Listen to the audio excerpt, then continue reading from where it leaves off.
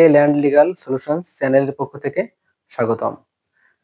প্রিয় দর্শক, এই চ্যানেল কিন্তু আপনাদের চ্যানেল, কারণ এই চ্যানেলে আমি আইনগত বিভিন্ন সমস্যার সমাধান নিয়ে আলোচনা করে থাকি এবং আপনাদের চাহিদা বুঝে ভিডিও তৈরি করে থাকি। সুতরাং এই ধরনের ভিডিও পেতে এবং ভিডিওর সমাধান পেতে অবশ্যই চ্যানেলটি সাবস্ক্রাইব করবেন এবং বেল বাটনটি বাজিয়ে দিয়ে সাথেই থাকবেন। প্রিয় দর্শক, আজকে যে বিষয়টি নিয়ে আলোচনা করব সেটা হলো, কোনো ব্যক্তি যদি কোনো সম্পত্তি ক্রয় করে থাকে কিন্তু বিক্রেতা সেই ক্রেতাকে দখল বুঝিয়ে দিচ্ছে না, তখন সেই ক্রেতা আসলে কোন ধরনের পদক্ষেপগুলো গ্রহণ করলে সে যথাযথ প্রতিকার পেতে পারে।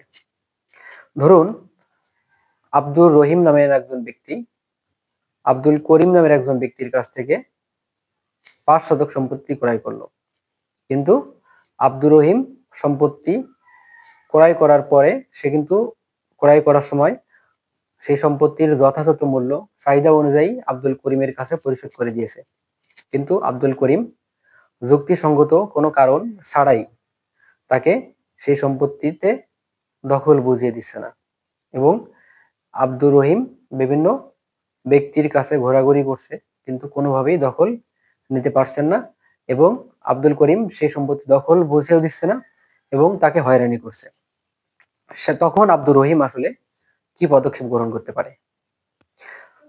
এই ধরনের সমস্যা কিন্তু বাংলাদেশে প্রতিনিয়ত ঘটে যাচ্ছে, কারণ বাংলাদেশে যদি এমন সমস্যাগুলা কিন্তু অনেক আগে থেকে বিদ্যমান, কারণ বিক্রেতা সম্পত্তিতে তার দখল বজায় রাখতে চায় এবং ক্রেতাকে বিভিন্নভাবে ঠকাইতে চায় প্রতারণার মাধ্যমে। সুতরাং আব্দুর রহিমকে কিন্তু এখন যে কার্যক্রমটি করতে হবে সেটা হলো, তাকে ভূমি প্রতিকার ও প্রতিরোধ আইনের 9 ধারা উল্লেখ করে তাকে সংশ্লিষ্ট মেট্রোপলিটন ম্যাজিস্ট্রেট অথবা প্রথম শ্রেণীর ম্যাজিস্ট্রেট বরাবর আবেদন করতে হবে যে সেই সম্পত্তিতে তিনি সব মূল্য পরিশোধ করার পরেও সেই বিক্রেতা তাকে দখল বুঝিয়ে দিচ্ছে না এবং এই মর্মে প্রতিকার প্রার্থনা করতে হবে।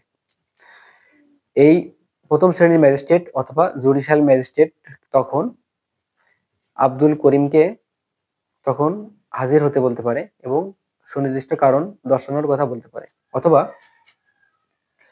যদি আব্দুল করিম এই ক্ষেত্রে কোনো ধরনের যুক্তিসঙ্গত কারণ দর্শাতে ব্যর্থ হয়, তার এই কার্যক্রমটি হবে একটি ফৌজদারি অপরাধ এবং এই অপরাধের জন্য কিন্তু সে 2 বছর কারাদণ্ড এবং অর্থদণ্ড পেতে পাবে। এবং এই প্রথম শ্রেণীর ম্যাজিস্ট্রেট অথবা মেট্রোপলিটন ম্যাজিস্ট্রেট যদি মনে করে যে যুক্তিসঙ্গত কোনো কারণ ব্যতীত আব্দুল করিম তাকে হয়রানি করেছে এবং দখল বুঝিয়ে দেয়নি, তাহলে কিন্তু আব্দুর রহিমের কোনো ধরনের সমস্যা হলে সেই সমস্যাকে, যদি তার আব্দুর রহিমের কোনো ক্ষতি হয়, সেই ক্ষতিপূরণ কিন্তু আব্দুল করিমকে প্রদান করতে হবে। সুতরাং আমরা যারা এমন আছি যে জমি বিক্রি করেছি কিন্তু দখল বুঝিয়ে দিচ্ছে না ক্রেতাকে, তাকে আমরা অবশ্যই দখল বুঝিয়ে দিব এবং যে ব্যক্তি সম্পত্তি ক্রয় করেছেন তিনিও অবশ্যই আইন সম্পর্কে সচেতন হবেন। কোনোভাবে জোর জবরদস্তি করে দখল বুঝে নিতে চেষ্টা না করে তিনি কিন্তু যে জুডিশিয়াল ম্যাজিস্ট্রেট অথবা মেট্রোপলিটন ম্যাজিস্ট্রেটের অধীন তার কাছে অবশ্যই তার আবেদন করা উচিত। তাহলে বেআইনি কোনো কার্যক্রম সংঘটিত হওয়া থেকে দুই পক্ষই রক্ষা পাবেন। আশা করি বিষয়টা বুঝতে পেরেছেন। এই ধরনের ভিডিও পেতে অবশ্যই চ্যানেলটি সাবস্ক্রাইব করে রাখবেন।